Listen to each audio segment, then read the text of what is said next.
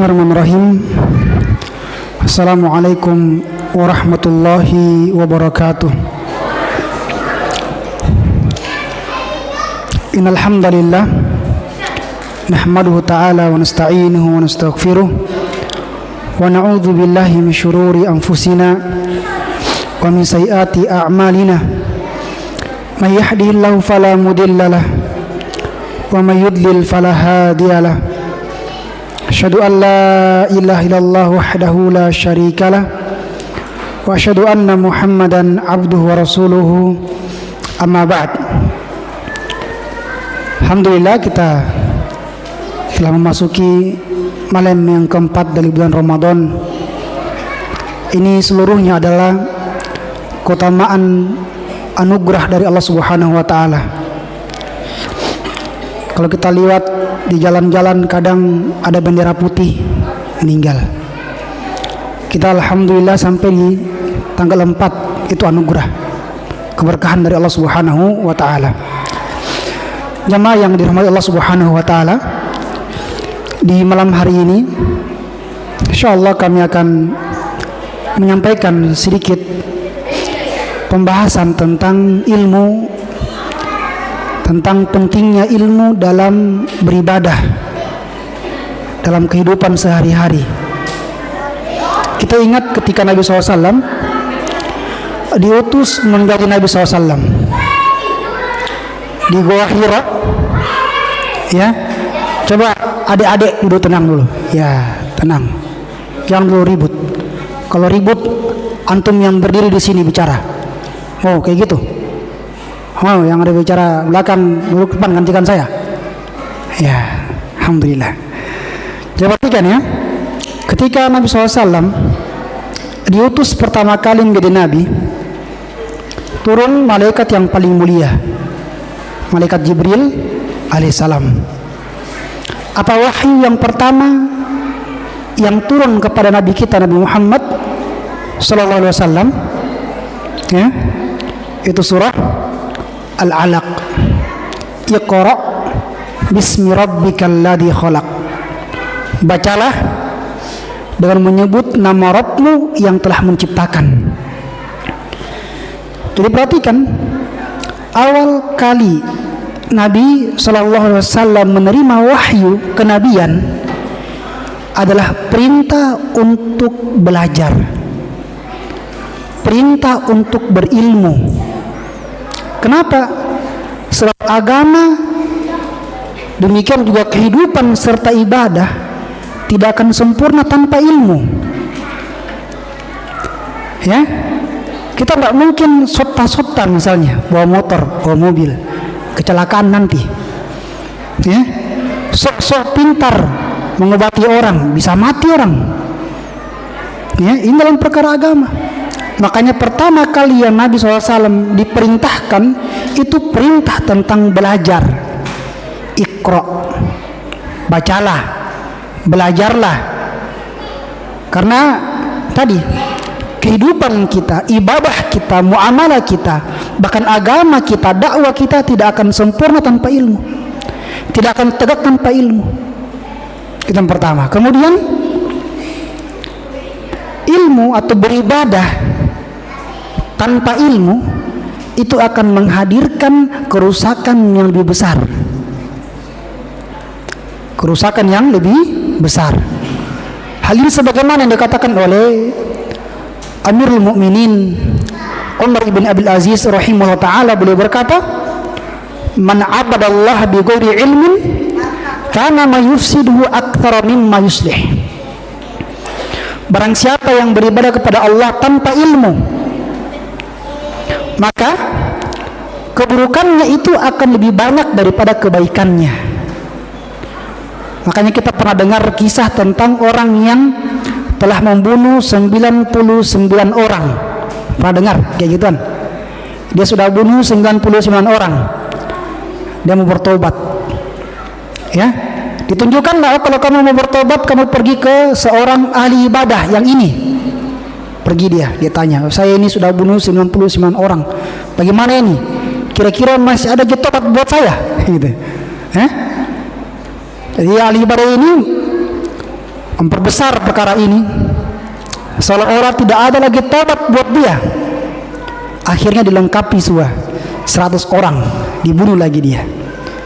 Dari sini kita bisa lihat bahwa kejahilan orang yang tidak berilmu itu bisa membunuh dirinya, gitu. Bisa bunuh dirinya. Demikian juga kejahilan itu juga bisa membunuh orang lain. Dalam sebuah hadits dikatakan bahwa ada seorang sahabat yang dia sedang sakit parah. Kemudian dia tanya kepada sahabat yang lainnya, saya ini sakit parah tapi saya junub, boleh tidak kira-kira saya tayamum? Karena kan kalau orang sakit itu kan boleh bertayamum ya. Nanti kalau sakitnya parah kena air ya boleh bertayamum. Sahabat yang lainnya bilang, kami tidak melihat ada udzur bagimu, alasan bagimu untuk bisa bertayamum. Akhirnya dia mandi. Setelah itu dia meninggal. Disampaikan kabar kematian sahabat ini, ya. Apa kata Nabi SAW? Kalian telah membunuhnya. Dia perhatikan jamaah sekalian, ilmu merupakan asas kehidupan kita. Tanpa ilmu kadang kita membunuh orang lain, membunuh diri kita, gitu. Paham ya? Bahkan tanpa ilmu kadang ibadah kita justru akan semakin rusak. Makanya saya ingin bertanya sama jamaah sekalian, kita ini kan bulan puasa, kita berpuasa. Ada yang tahu makna dari puasa itu apa? Ya? Puasa itu apa? Gitu. Puasa itu secara bahasa dia bermakna al-imsaku an syai', menahan diri dari sesuatu. Dia tidak berbicara, itu namanya puasa. Dia mogok kerja, itu namanya puasa. Makanya Maryam bintu Imran, ya, beliau berkata, inni nadartu lirrahmani shawma falan ukallimal yawma insiya. Saya bernadar kepada Allah Ar-Rahman untuk berpuasa. Apa puasanya Maryam? Falan ukallimal yawma insiya. Saya tidak akan berbicara kepada seorang pun pada hari ini. Jadi itu makna dari puasa adalah menahan diri dari sesuatu. Tapi apa makna dari puasa secara syariat agama kita? Ya, supaya kita bisa paham tentang apa itu puasa, supaya ibadah kita dibangun di atas ilmu, supaya ibadah kita itu bisa kokoh. Kenapa? Karena kadang orang malas beribadah karena dia tidak tahu ilmunya, gitu. Dia tahu tentang keutamaannya, makanya dia malas. Apa definisi dari ibadah atau dari puasa menurut para ulama? Para ulama mengatakan makna dari puasa adalah al-imsaku anil akli wasyurbi wasail mufattirat min tulu'il fajr as-sadiq ila ghurubis syams ma'an niyah. Apa itu puasa? Puasa adalah menahan makan dan minum serta seluruh pembatal-pembatal puasa dari terbitnya fajar shadiq sampai terbenamnya matahari bersamaan dengan niat. Dalam definisi ini kita bisa memahami yang pertama, bahwa puasa itu adalah menahan diri dari makan dan minum. Tidak boleh makan dan minum sampai kapan? Sampai terbenam matahari. Ya, sampai terbenam matahari. Demikian juga seluruh pembatal-pembatal puasa, berjima, ya, atau hal-hal yang lainnya yang dikatakan oleh para ulama sebagai pembatal-pembatal puasa. Misalnya dia masukkan obat tetes di hidungnya, itu juga bagian dari pembatal puasa. Ya?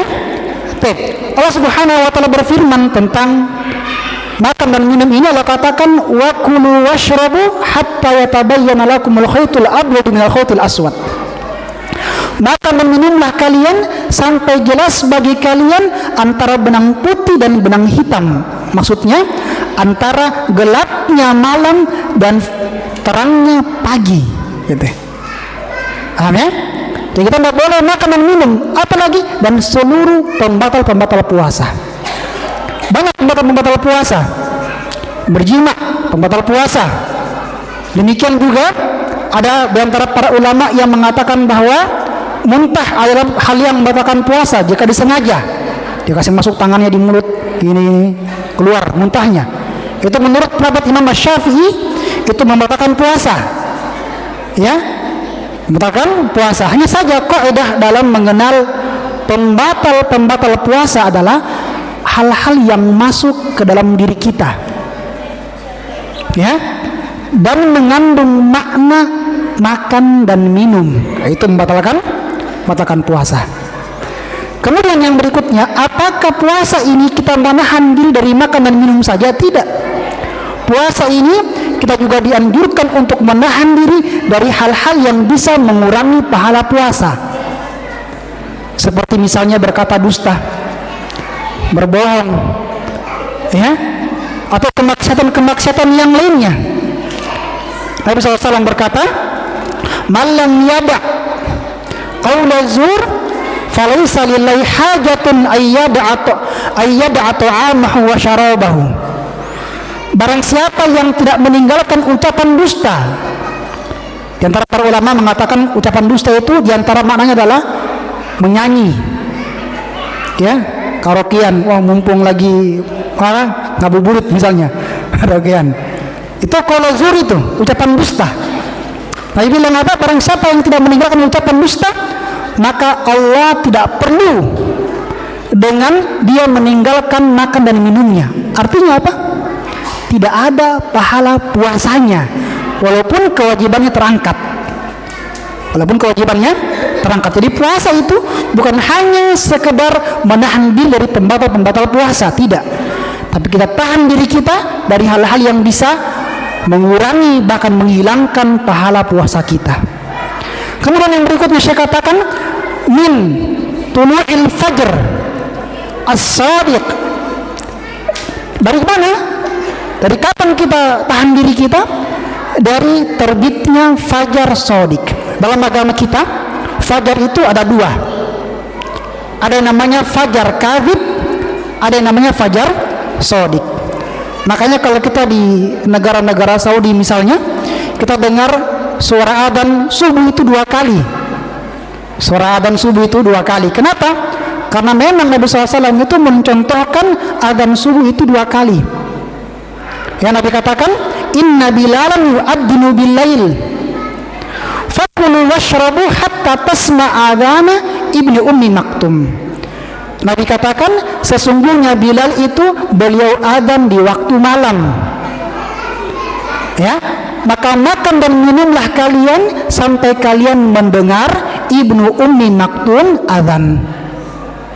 Para ulama mereka bertanya, bagaimana jarak antara adzannya Bilal dan adzannya ibnu ummi maktum yang menjadi batasan waktu yang afdal kita buka makan sahur? Mereka mengatakan sekadar 50 ayat. Kalau kita baca 50 ayat dalam Al-Quran, seperti itu sudah batasannya. Jadi mungkin sekitar 20 menitan, 25 menit sebelum adzan subuh. Dari sini juga kita pahami bahwa, ya, sahur itu dia diakhirkan. Bukan sahur itu jam 3, setengah 3, apalagi jam 12. Kalau jam 12 itu namanya CLBK. Ada yang tahu CLBK? Ciprulan Tangbangi Kodong. Ayo, ya. Kalau sahur itu bukan. Sahur itu paling lamanya 20 menit atau 25 menit sebelum adzan. Kenapa? Karena makna sahur dalam bahasa Arab itu maknanya beberapa menit sebelum waktu sholat subuh, gitu. Apa hikmahnya? Supaya kita bisa lebih kuat ketika berpuasa. Bayangkan kalau seandainya dia sahur jam 2, ya, adzan maghrib jam 6:18, pekerjaannya mengojek-ojek misalnya, setengah mati. Musim panas lagi, susah. Akhirnya gemetar dia pas jam 5. Ya? Jadi sahur itu diakhirkan, jangan dikedepankan. Jangan dia bilang saya mau sahurnya jam 12, lebih baik, lebih cepat, lebih baik misalnya. Itu bukan di situ tempatnya. Ya, bukan di situ tempatnya. Demikian juga berbuka puasa itu dianjurkan untuk dipercepat. Jangan tunda-tunda. Belum muncul bintang. Oh tidak. Nabi katakan, terus menerus umatku berada dalam kebaikan selama mereka menyegerakan berbuka. Bukan berarti jam 5 kita buka puasa, enggak ya. Jadi pas bunyi adzan maghrib langsung buka puasa. Itu. Demikian juga Nabi katakan, tasahharu fa inna fis sahur barakah.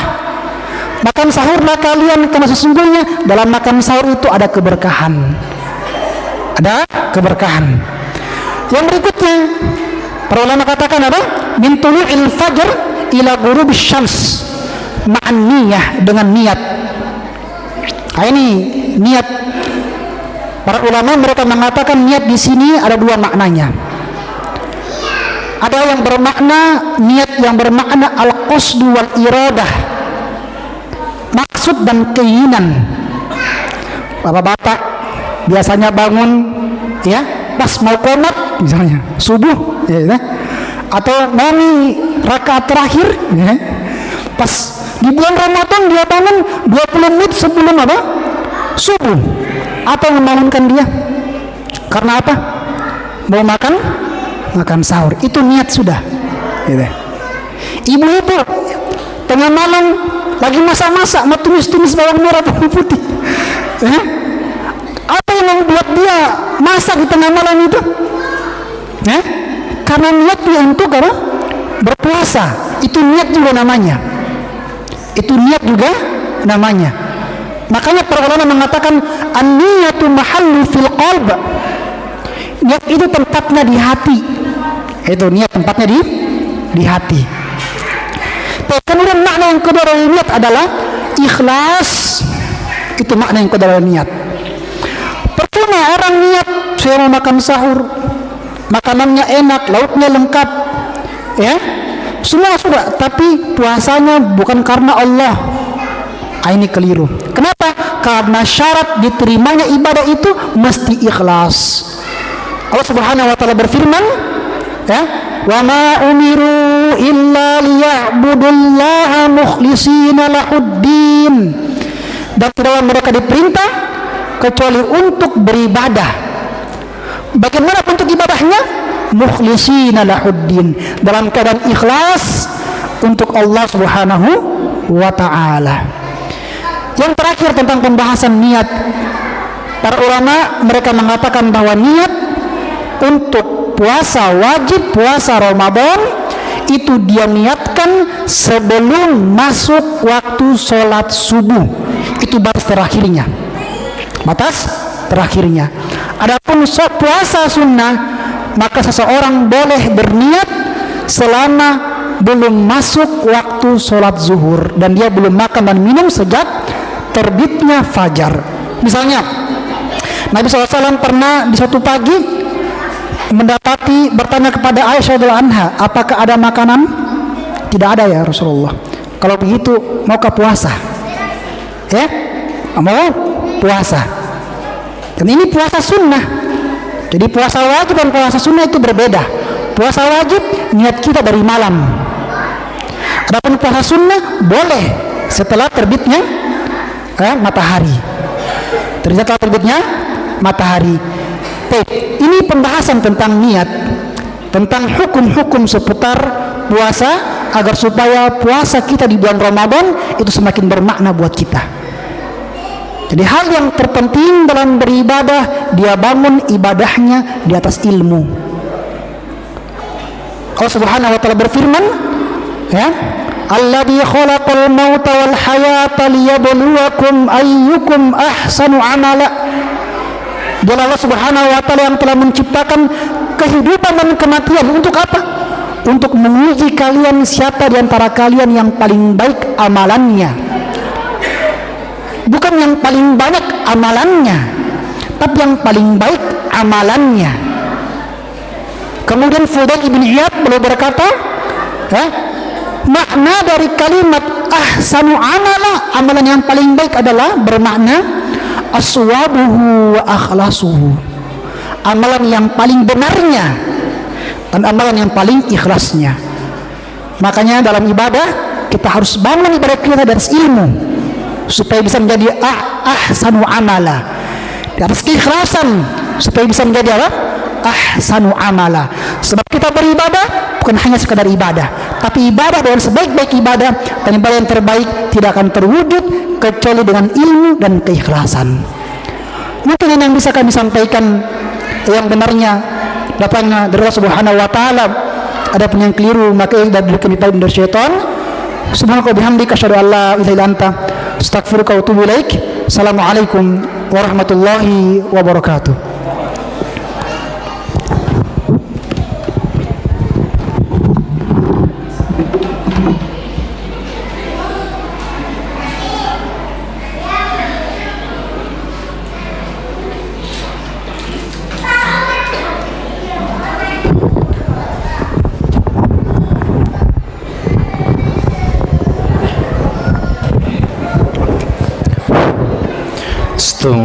Istaqimu wa'tadilu sawu sufufakum.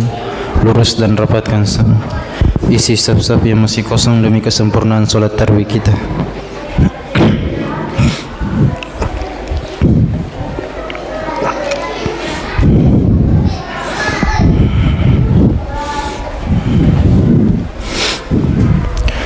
Allahu Akbar.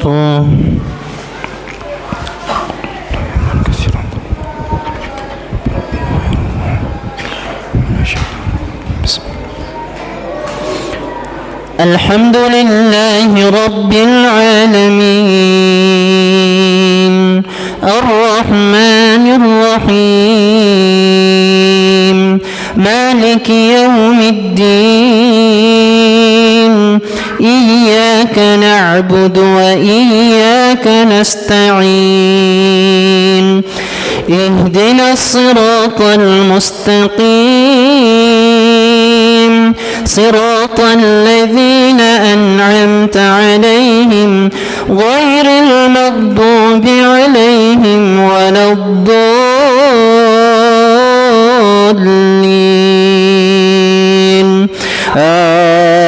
آمين. وإذ قلتم يا موسى لن نصبر على طعام واحد فادع لنا ربك يخرج لنا مما تنبت الأرض من بقلها وكثائها وفومها وعدسها وبصلها قال أتستبدلون الذي هو أدنى بالذي هو خير اهبطوا مصرا فإن لكم ما سألتم وضربت عليهم الذلة والمسكنة وباءوا بغضب من الله ذلك بأنهم كانوا يكفرون بآيات الله ويقتلون النبيين بغير الحق ذلك بما عصوا وكانوا يعتدون. الله أكبر.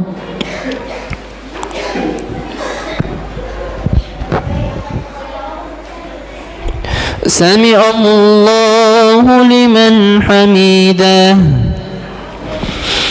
الله أكبر.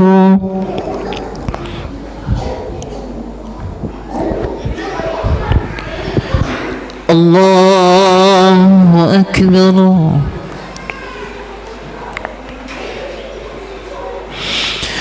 الله أكبر.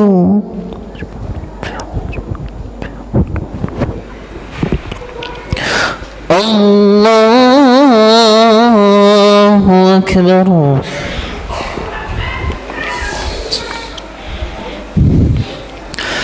الحمد لله رب العالمين الرحمن الرحيم مالك يوم الدين إياك نعبد وإياك نستعين اهدنا الصراط المستقيم صراط الذين أنعمت عليهم غير المغضوب عليهم ولا الضالين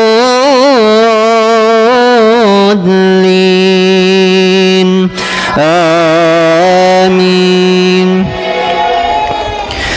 إن الذين آمنوا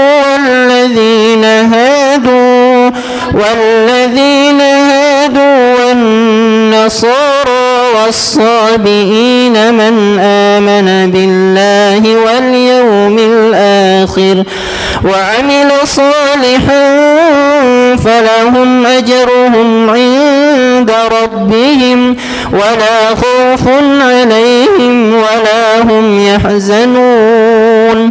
وإذ أخذنا ميثاقكم ورفعنا فوقكم الطور خذوا ما آتيناكم بقوة واذكروا ما فيه لعلكم تتقون. ثم توليتم من بعد ذلك فلولا فضل الله عليكم ورحمته لكنتم من الخاسرين. الله أكبر.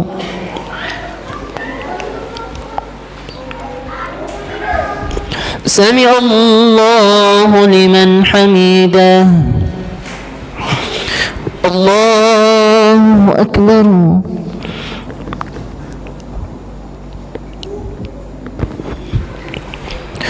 الله أكبر.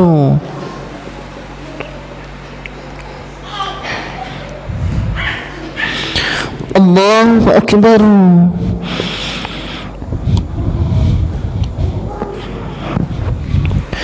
الله أكبر.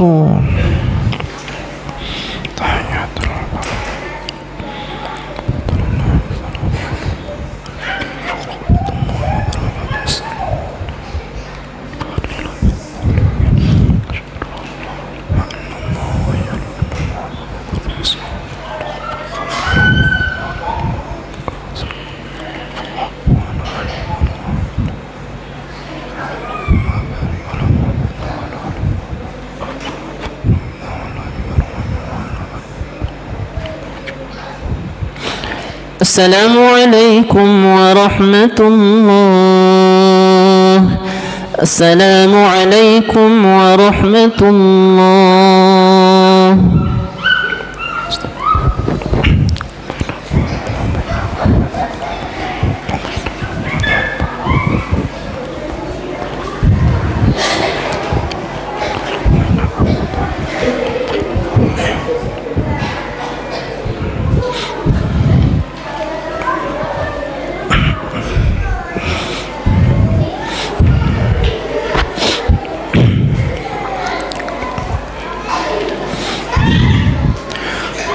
الله أكبر.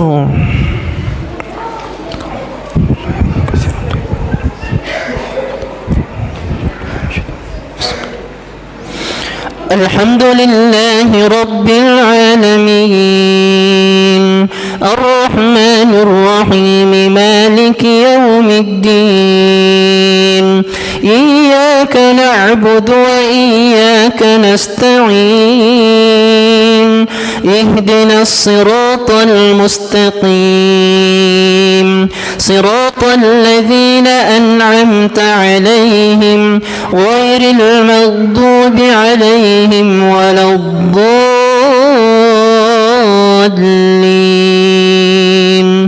آمين. ولقد علمتم الذين اعتدوا منكم في السبت فقلنا لهم كونوا قردة خاسئين فجعلناها نكالا لما بين يديها وما خلفها وموعظة للمتقين. وإذ قال موسى لقومه إن الله يأمركم أن تذبحوا بقرة قالوا أتتخذنا هزوا قال أعوذ بالله أن أكون من الجاهلين قالوا ادع لنا ربك يبين لنا ما هي قال إنه يقول إنها بقرة لا فارد ولا بكر عوان بين ذلك فافعلوا ما تؤمرون. الله أكبر.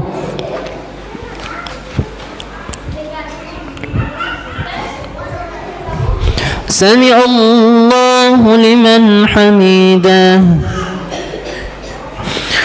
الله أكبر.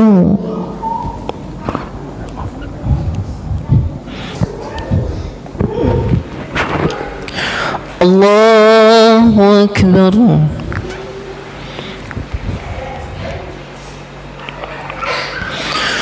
الله أكبر.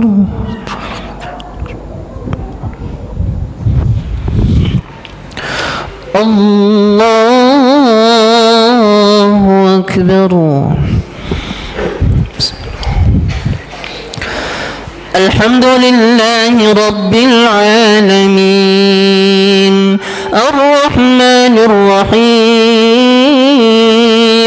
مالك يوم الدين إياك نعبد وإياك نستعين اهدنا الصراط المستقيم صراط الذين أنعمت عليهم غير المغضوب عليهم ولا الضالين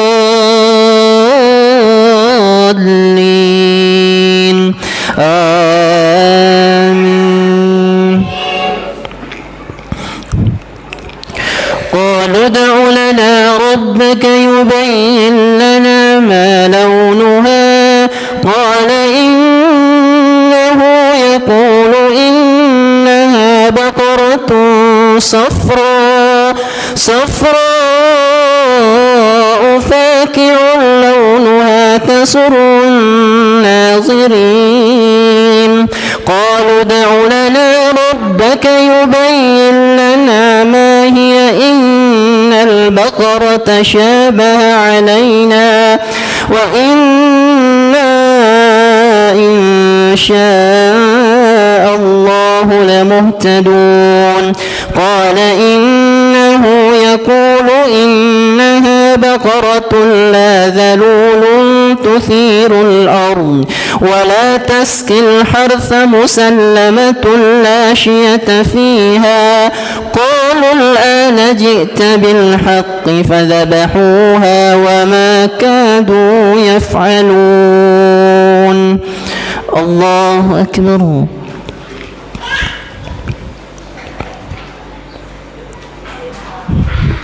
سمع الله لمن حمده. الله أكبر.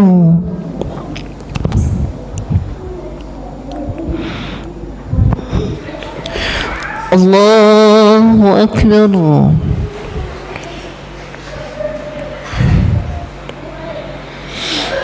الله أكبر. سبحان الله أكبر.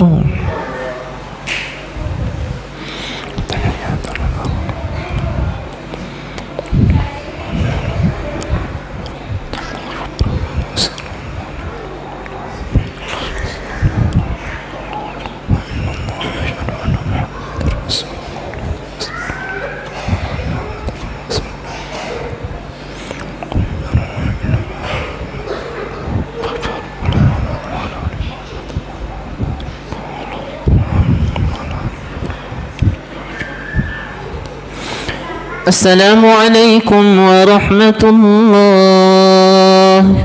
السلام عليكم ورحمة الله.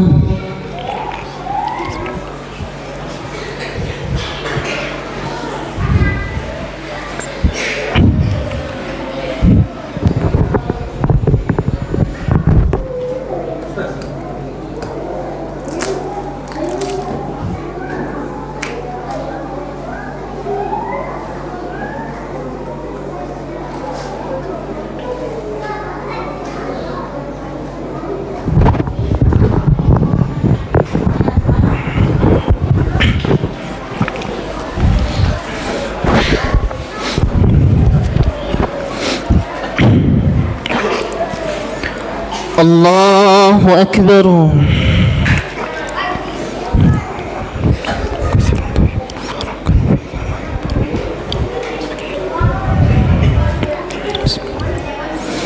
الحمد لله رب العالمين الرحمن الرحيم مالك يوم الدين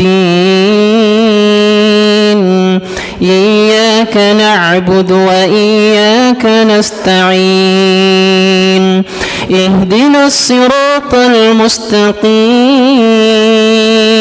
صراط الذين أنعمت عليهم غير المغضوب عليهم ولا الضالين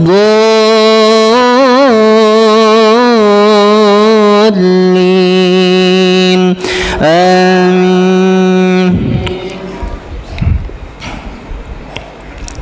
وإذ قتلتم نفسا فادارأتم فيها والله مخرج ما كنتم تكتمون فقلنا اضربوه ببعدها كذلك يحيي الله الموتى ويريكم آياته لعلكم تعقلون ثم قست قلوبكم من بعد ذلك فهي كالحجارة أو أشد قسوة وإن من الحجارة لما يتفجر منه الأنهار وإن منها لما يشقق فيخرج منه الماء وإن منها لما يهبط من خشية الله وما الله بغافل عما تعملون. الله أكبر.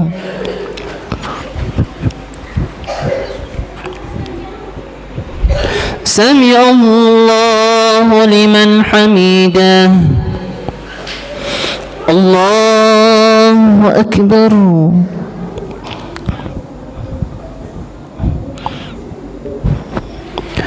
الله أكبر.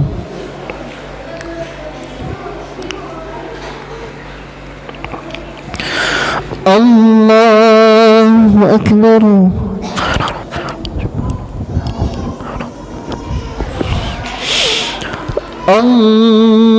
الله أكبر.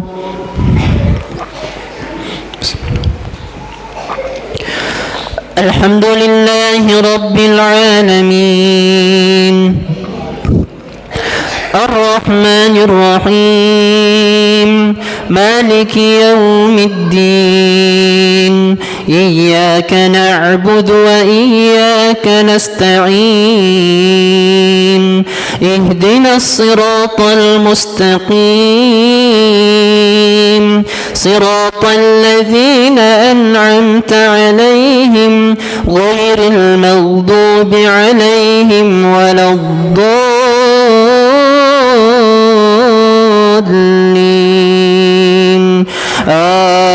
آمين. أفتطمعون أن يؤمنوا لكم وقد كان فريق منهم يسمعون كلام الله ثم يحرفونه من بعد ما عقلوه وهم يعلمون وإذا لقوا الذين آمنوا قالوا آمنا وإذا خلا بعضهم إلى بعض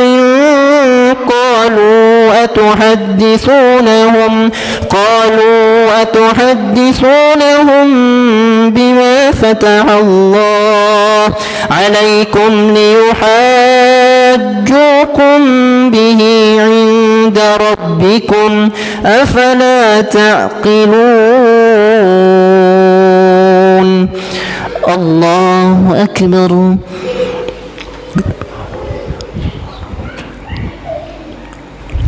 سمع الله الله لمن حمده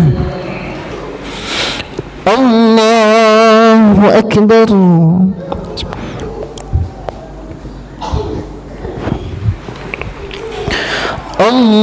الله أكبر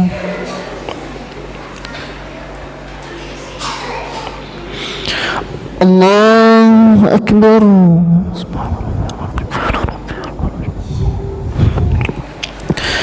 الله أكبر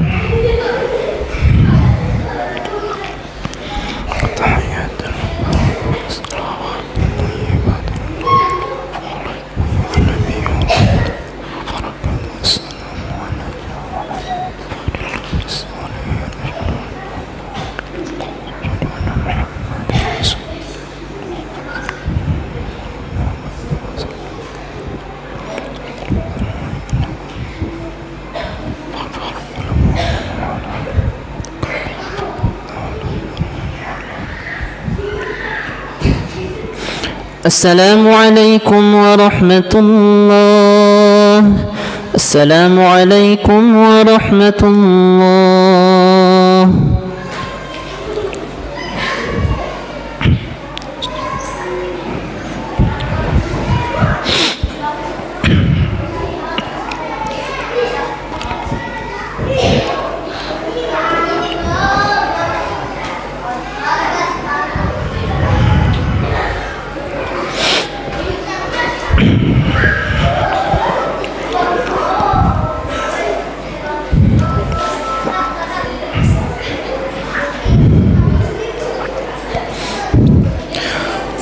الله أكبر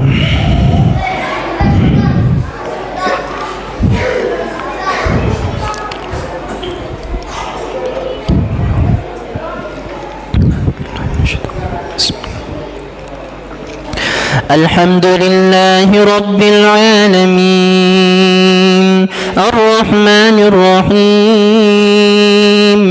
مالك يوم الدين إياك نعبد وإياك نستعين اهدنا الصراط المستقيم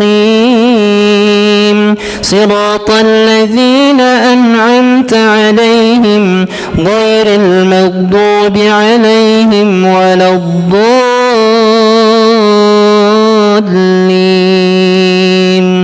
آمين أولا يعلمون أن الله يعلم ما يسرون وما يعلنون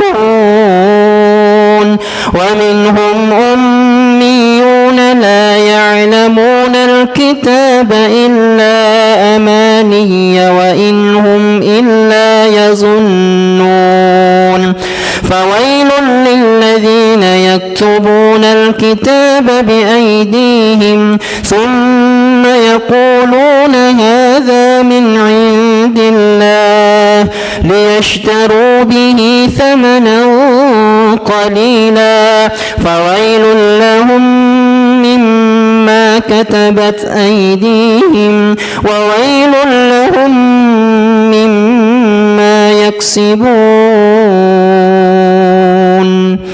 الله أكبر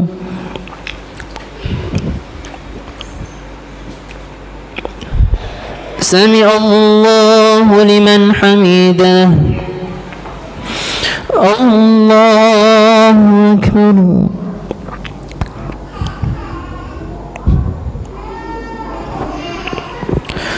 الله أكبر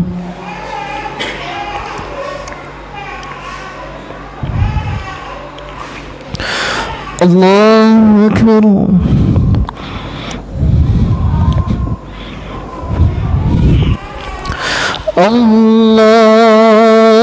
الله أكبر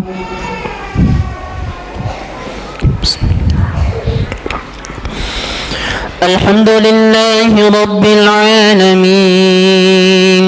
الرحمن الرحيم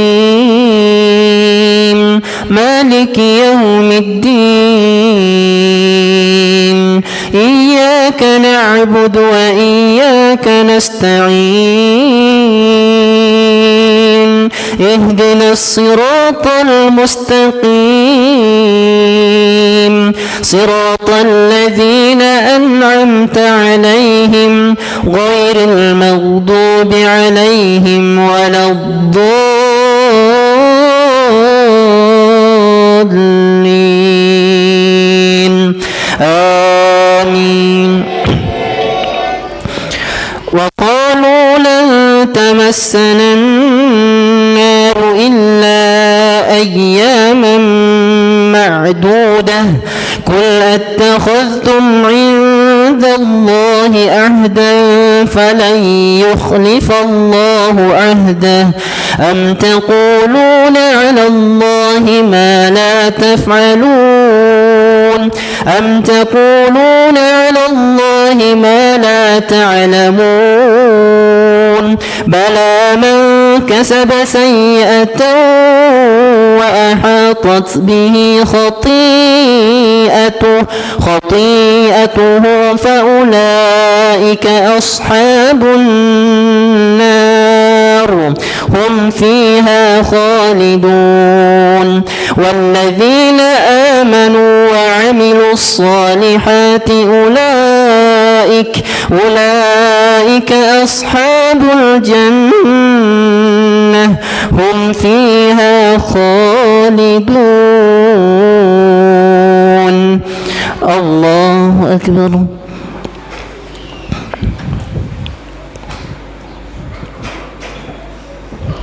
سمع الله لمن حمده. الله أكبر.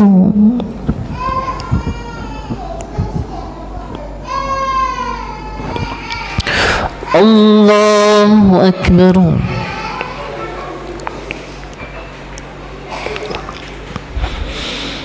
الله أكبر.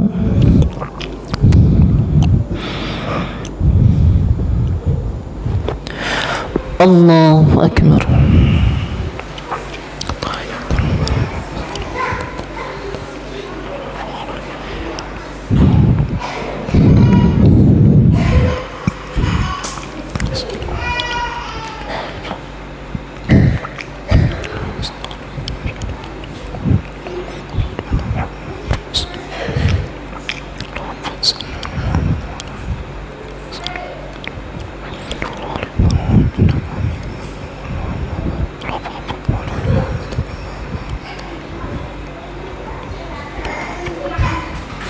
السلام عليكم ورحمة الله. السلام عليكم ورحمة الله.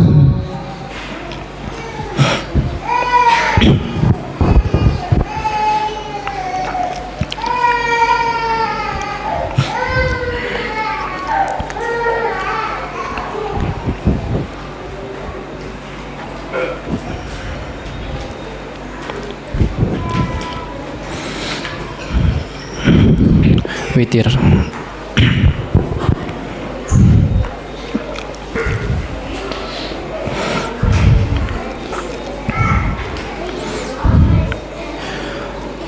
الله أكبر.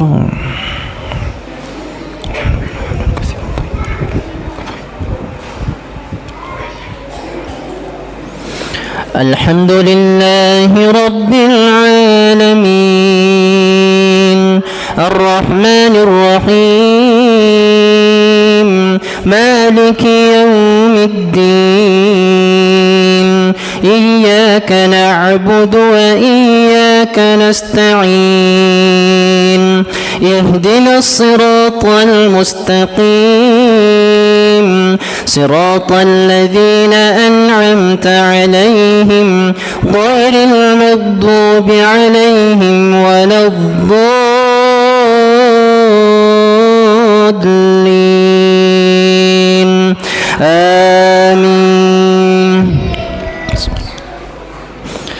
سبح اسم ربك الأعلى الذي خلق فسوى والذي قدر فهدى والذي أخرج المرعى فجعله غثاء أحوى سنقرئك فلا تنسى إلا ما شاء الله إنه يعلم الجهر وما يخفى ونيسرك لليسرى فذكر إن نفعت الذكرى سيذكر من يخشى ويتجنبها الأشقى الذي يصلى النار الكبرى ثم لا يموت فيها ولا يحيا قد أفلح من تزكى وذكر اسم ربه فصلى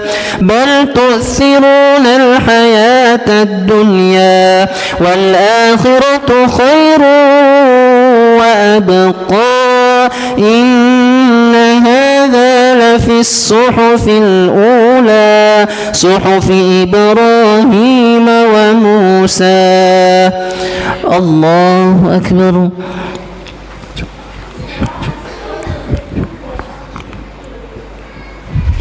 سمع الله لمن حمده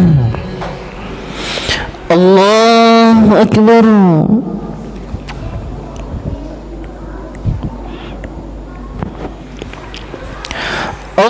الله أكبر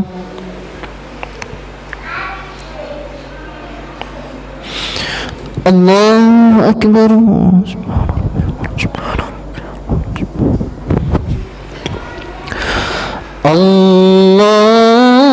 الله أكبر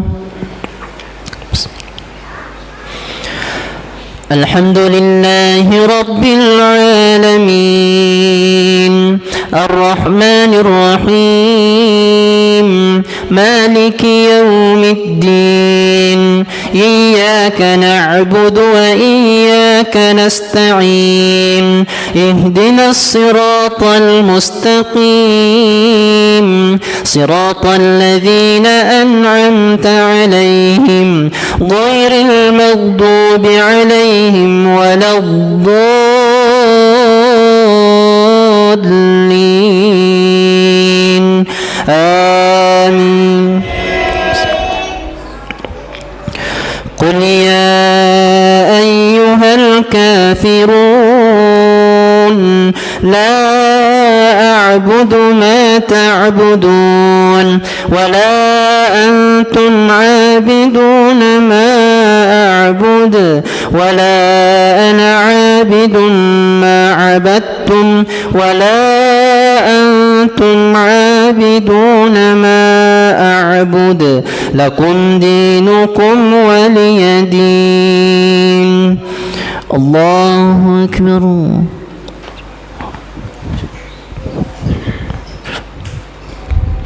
سمع الله لمن حمده الله أكبر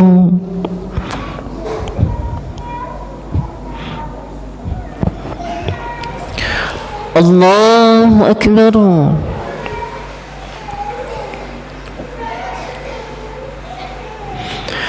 الله أكبر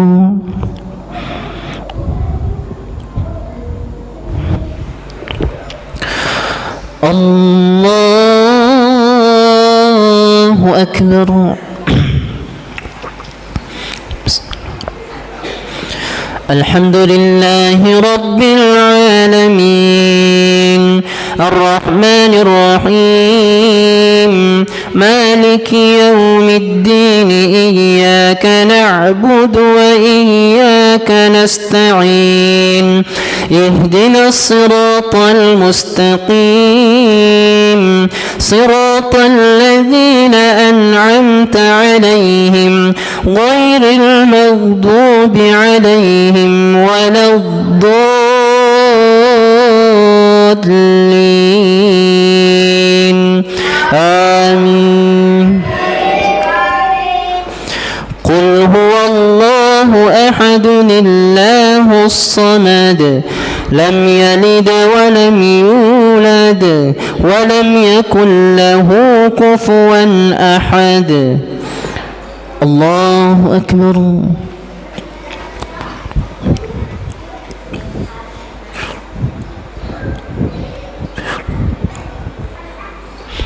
سمع الله لمن حمده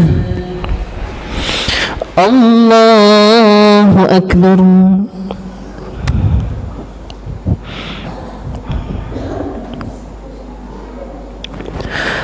الله أكبر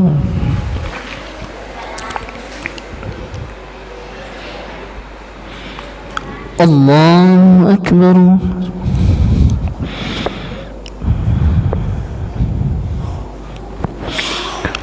الله أكبر